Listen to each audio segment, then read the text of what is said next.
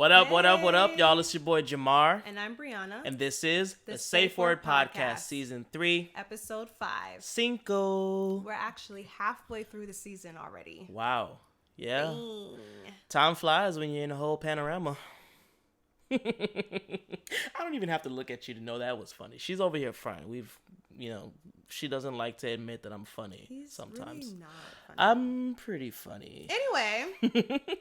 How have you guys been? It's been like a whole week since we've seen y'all. What's good? What's popping? Brand new crib, just watching. Isn't that what the words say?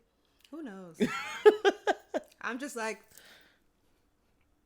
All right, enough being corny. I don't even have any kids yet. I'm like already corny dad. It's dad so jokes. Mm-hmm. You've been corny though, but that's okay. That's why I fell in love with you. Don't try to clean it up afterwards. Anyway. So we've got some cool topics today. First things first, what we're going to talk about is the safe word. And today's safe word is going to be mojito. Ew. Ew. Mojito. Ew, stop. That sounds so gross. Mojito. Mojito is going to be our safe word today. Mojito. I don't even know why I did that. It just felt like the right thing to do.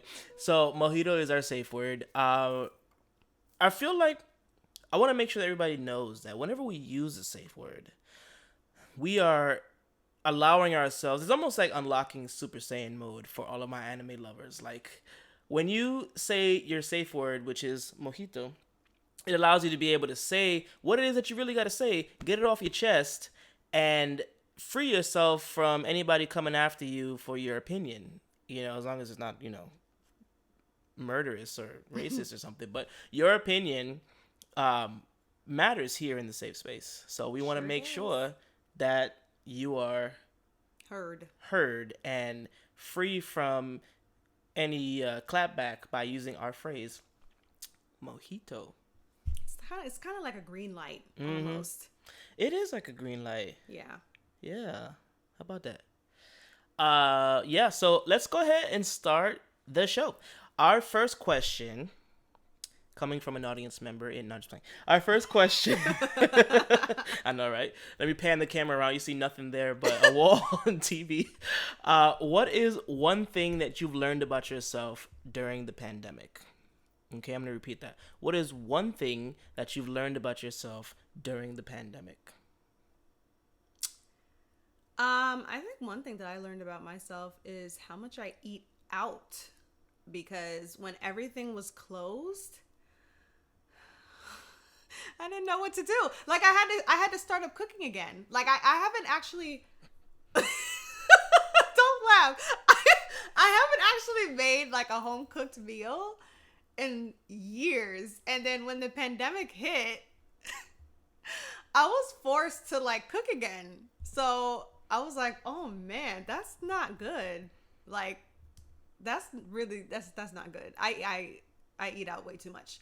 But I think that's definitely one thing I learned about myself. And me not eating out, I think, was probably one of the best things that happened to me, because then it forced me to save, because I really had nothing else to do with my money. And I actually saved a lot. Like, I probably saved more in this pandemic than I have like ever in life.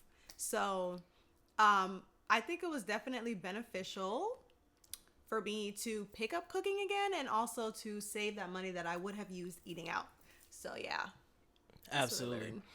And put that money towards future expenses like this wedding that we got to pay for. Okay. So that's interesting. Do you feel as though you've started to slowly get back to those habits of, depending on outside food? Oh yeah, definitely. Yeah. So you haven't learned it. You haven't learned to curb those cravings. No, I mean, I think I have learned to curb the cravings, because I have a set amount now that I give myself for eating out or like buying stuff. I call it my miscellaneous fund. Mm-hmm. So, I give myself a certain amount and I can't go past that amount. If I go past that amount, there's no more. That's it. No eating out for the rest of that, 2 weeks, because I get paid every 2 weeks. No more until the next pay period. So I feel like it did. I mean, I did kind of learn a little something, because before I was just blowing it all. And wondering where it was all going, huh? Yes. No, like seriously, I would be sitting there checking my bank account. I'm like, how the hell did I spend $300 in 2 days? And I'm like, oh yeah, that was me. Oh yeah, that was me too. Oh yeah, that was me. So yeah, I think something clicked there because I spend limitly, if that's a word. You do what? I spend a limited amount now, whereas before I didn't have any limits. Limitly. I'm gonna throw that up there with Donald Trump's vocabulary. Everybody knows I make up my own words here. Yeah. It's a safe word, okay? Y'all can't come for me. Okay? But you didn't say the safe word, so we sure can come for you. No, you can't. Yes, we can. We're all safe in the safe space. Yeah, from rational thought and real words. Freaking like last week with your what was it? Trend hopper honor. And what? Anyway, that's cool. Okay, so that's what you've learned about yourself. You're a habitual foodie, pretty much, and you go out and you spend all your coins on the people and food. Yeah, well, one thing that I've learned about myself, it's actually pretty funny because of the profession that I'm in, being in the music industry and being a DJ and an actor and whatnot. I learned that I am very comfortable being home, like by myself or with Brianna, and just watching a movie, just relaxing in the house, taking care of the things in the apartment.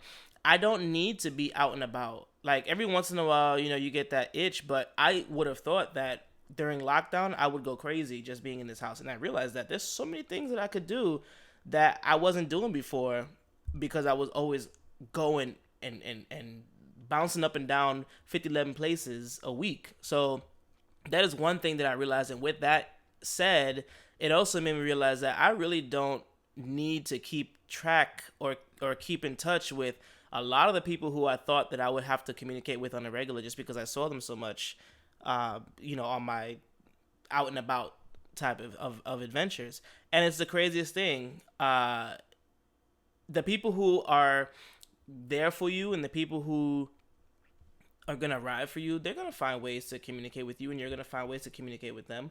But I realized that, and I've already been somebody who doesn't really have like 50 million friends, but I realized during this whole panorama that I don't need to be out and about, sumun, for all my Zos with my sakpase hat. I don't need to be sumun or anything like that. Not that I was ever sumun.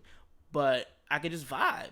Be at the crib, watch some Netflix, some Disney Plus, some anything, and just, have a bottle of wine with Bae and relax. Relax, relate, release. That's what I learned. But funnily enough, I also learned that Brianna's not necessarily the person who likes to do that all the time. She's somebody who likes to go out and things like that. And so sometimes we clash a little bit. And Mojito, sometimes I feel like... I'm right here, babe. Okay, whatever. Sometimes I feel... Really? Sometimes I feel like our personalities clash so much in that vein because I'm someone who's gone out for most of my adult life, and even when I was a kid, I was always everywhere, and so it doesn't really faze me, to be going out and stuff like that. The whole pandemic situation causing us to be in the lockdown wasn't an issue for me because I was already, other than financially, it wasn't an issue for me because I didn't need to be out and about. Whereas Brianna, and she'll be able to elaborate, it was a little bit more crippling for her because she didn't get a chance to do the things that she wanted to do and go to the places she wanted to go and things like that, especially when the beaches were closed. I was like, you might as well have just slit her wrist. Jeez, you really hated that. Yeah,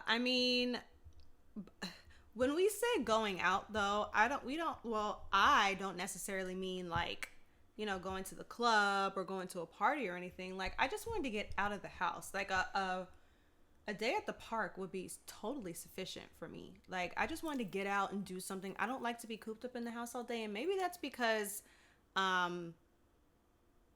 I'm always cooped up in the house. Like, especially when I'm at home, and even growing up, we weren't really allowed to go anywhere.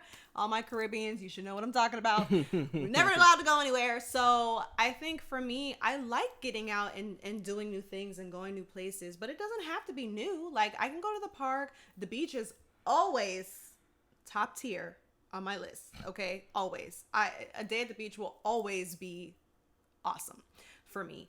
But, just going out for a walk, in which I tried to get him to do, and we did do it, like, a little bit, but, going for a walk, just enjoying nature. I don't feel like humans are meant to be cooped up in the house. And I'm actually going to use a safe word. Okay. What? Wait, y'all mark this down, okay? March 16th, 2021. Let me see.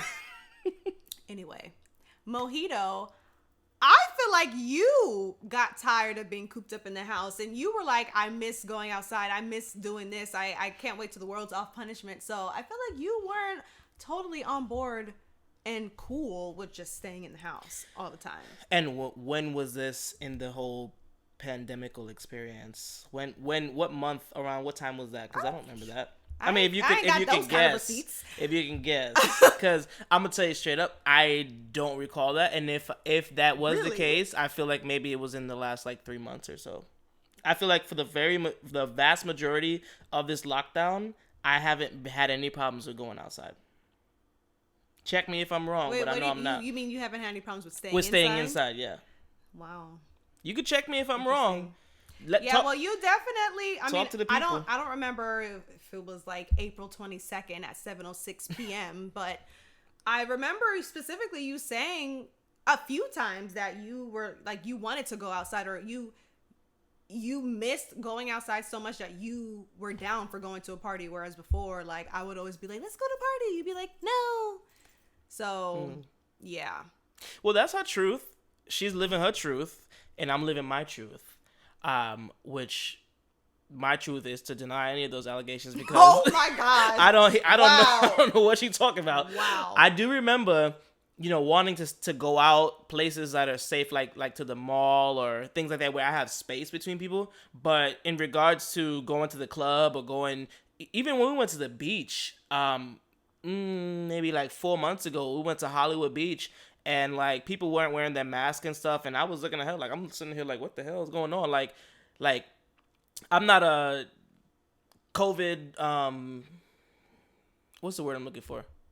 I'm not afraid of the virus in that aspect.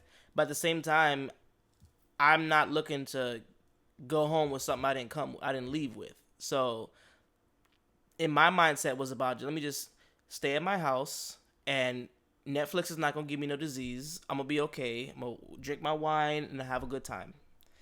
So if that's what you recall, then that's your truth. But I don't remember that. Interesting.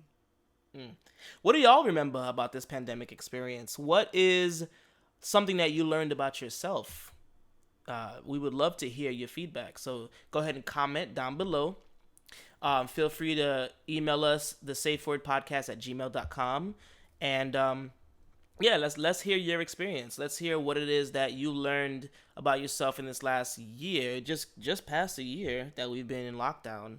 Well, not lockdown, but that we've been dealing with the COVID. Right. Well, I should say quarantine. Quarantine's the word I'm looking for. It's been about a year since we started the whole situation, so there's a lot to unpack, a lot of things to learn. I remember last year when we had that one episode, and it was like, if you don't learn a new trade or something like that in this pandemic, and you're pretty much a bad person. And I just think you're a bum. You're a bum. You're lazy, etc., etc. And I just think about that, like, people just always have something to say, don't they? Always. They always have something to say. They never want you to just live your life. And if it doesn't conform to what they're doing or what they believe, then it's wrong. Just shut up. Shut up, Ford. Oh my gosh. All right, well, let's move on to the next topic, which you can go ahead and bring up. So, this next question is, what are your thoughts on the vaccine? What? are your thoughts on the vaccine? What are your thoughts on the vaccine? Okay. Well, I, for one, knowing full well that black people are naturally suspicious of anything that comes from the government, to be quite honest, and with good reason, because we've dealt with a lot of bullcrap from the government and from people using us as lab rats and things like that.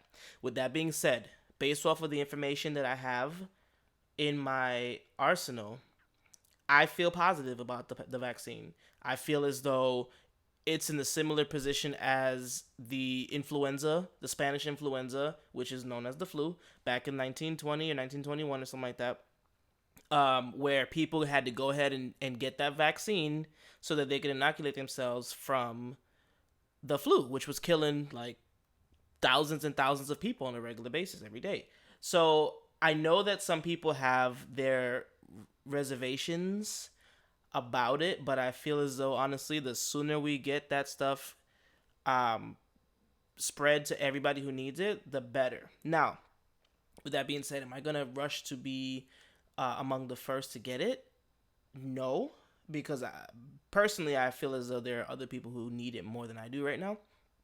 The elderly, the sick, or I should say the immunocompromised and whatnot. But I am going to definitely get the vaccine when I feel as though enough people have gotten it. So that's just what I think. What you think? Yeah, I don't know. I don't know about it. I mean, I completely understand, like, how people feel about, like, black people being the guinea pig. Yeah, and experiments for some of these wicked, bad mind people out there. But that's not really why I don't know about it. I personally don't know about it because I feel like I don't know if there was enough time before they rolled them out. And I understand that they were really like limited on time, so they had to keep getting them out because, people were dying every day. So I get that, but I'm just not 100% comfortable with it because I just don't feel like there was enough time for them to perfect it and for them to get it right. Mm-hmm. So I'm just gonna sit over here in my little corner and, I'm not saying I won't ever get it, but I think I just want to wait for right now. Mm-hmm. Yeah. So. Mm. And I'm personally, I'm a very worrisome person. She's a hypochondriac to the core. So it just kind of makes sense that I just don't want to get it right now. So yeah, that's me. So you definitely brought up a great point with the fact that we don't know if there's been enough time to actually get everything tested out and all that. We sometimes assume that scientists and doctors and things like that, pharmaceutical engineers, that they get things right just right then and there. But sometimes it takes time. It takes trial and error. I do sometimes worry about 30 years from now, a commercial coming up like, if you or your loved one took the 2021 vaccine, and you may be entitled to compensation. I think about those things sometimes and I laugh about it, but the reality is we don't know. We have to make the best decision that we can with the information that we have in front of us. And I don't feel as though there is a place for ignorance. And when I say ignorance, I mean a lack of education. Like, the best thing that we can do for ourselves is educate ourselves on what's going on. Look up the company, look up the actual results, go to the CDC, look up the actual infection results, the vaccine results, the demos that are being treated and whatnot. And this thing has killed 500,000 people and counting in just the United States alone. So I feel like the more educated that we are on it, the more comfortable that we will feel about it. You know what I mean? You get what I'm saying? The more comfortable, the more knowledgeable we are on it, the more comfortable we're going to be. And the more likely we are to actually, take it and advocate for it. I'll tell you one thing. I mean, with more people getting the vaccine, less masks will be needed, and we can finally kind of get back to some, semblance of normalcy. So, I mean, that's something to definitely look forward to, for Absolutely. sure. Because I'm tired of these masks, man. No, that's right. I am so tired of them. And that's another thing. So, like, what about the restrictions that they're slowly starting to come into to put into play? Like, for example, I saw on TV, or not on TV, but online, that they said, people who are vaccinated can start to hang out with people who are vaccinated, and you can start to have small gatherings and things like that, which is great. But on the reverse, I've seen whispers of people saying in order for you to travel now, you're going to need to have proof of vaccine, or in order for you to do this or that, you're going to need to, if you leave the country, you're going to need to have a vaccine. So some people look at it as forcing people to take the vaccine. And some people look at it as precaution to just make sure that everybody's taken care of. I think that, again, it goes to that unknown aspect of you don't know what's going to happen. You don't know what's going to happen if you take the vaccine and then, God forbid, you grow a third arm or or something.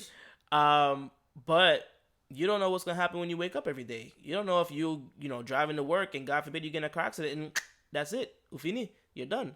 So I feel like we sometimes play like the worst case scenario in our head instead of actually educating ourselves.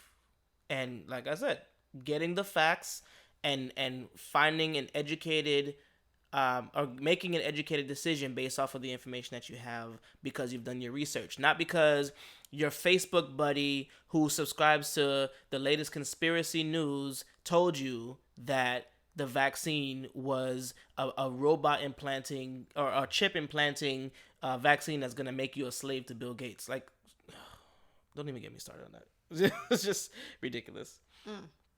Yeah, I don't really know what's wrong with those people. I don't know. Different strokes for different folks. God bless them. I love individuality, but you got to take the crazy with that as well. The mind is a powerful thing. Mm-hmm. Child. Hallelujah.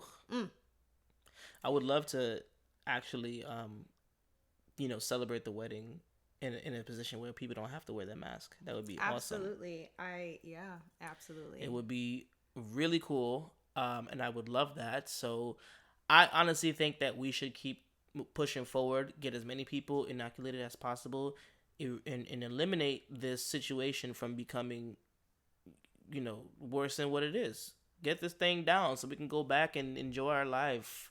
Do you think that life will eventually get back to normal, but how fast or how soon do you think we can start living like it was 2019 and before? I feel like we asked this question too. I mean, I don't know. I can tell you what I'm hoping for. I'm hoping for at least like the beginning of next year, the end of this year, we can get back to some normalcy. But I don't know if that would be a possibility. Well, when I say that, I mean, like, for example, like, yeah, I'm sure soon we're gonna be in a maskless situation and whatnot, but people are still gonna be side-eyeing other people for a while. I feel as though personally, it might take a couple years before people are completely like careless like they were beforehand. Like, probably. People sneezed before in 2019 and beyond, and people looked at them, but like they didn't they didn't freaking go crazy about it. Now if somebody sneezes, you want to hide your kids, hide your wife. Yeah. And I think also that's because of like how it's affecting the world, because even though we have the vaccine, I don't think everybody everywhere else has it. And I even read like an article the other day, I think it was talking about Brazil, how their healthcare system is literally collapsing right now because there's like a new strain and it's like starting to infiltrate throughout the entire like city. Like it's in other cities too. It's really bad. So I feel like even though we have a vaccine and as more people start to get it, we'll start to get back to normal. But I feel like there's also a lot of other parts of the world that aren't there yet. So I think it is going to take probably a few years for that to happen. So, wow. Yeah. Well, what are your thoughts on the vaccine? What is your position? Have you taken the time to get more information about it? Are you kind of just going with what the general consensus is? Let us know your thoughts. Let us know your comments. Feel free to use the safe word, mojito, and talk about how you really feel in the comments. Email us, thesafewordpodcast@gmail.com. Let us hear your voice. I ain't got nothing else. I know you were waiting for me to say something, but I ain't got nothing. I was waiting for you. It's okay. I'm very proud of you today. You use a safe word. High five. Kudos. If only we can get you to use it more. So I'm not the bad guy all the time, always having a contradictory opinion. But they always want more from you. You give them a little and they want a lot. Yeah, absolutely. I want all of you. I don't want just a little bit. Oh, okay. Play the people violin. Want all of you as well. What song is that? The little violin that Mr. Krabs used to play. Let me play a sad song for you on the world's smallest violin. Anyway, guys, it's been real. We look forward to seeing you guys' comments. We love you guys. Thank you for tuning in. And we gonna holla at y'all next week. Peace. Peace.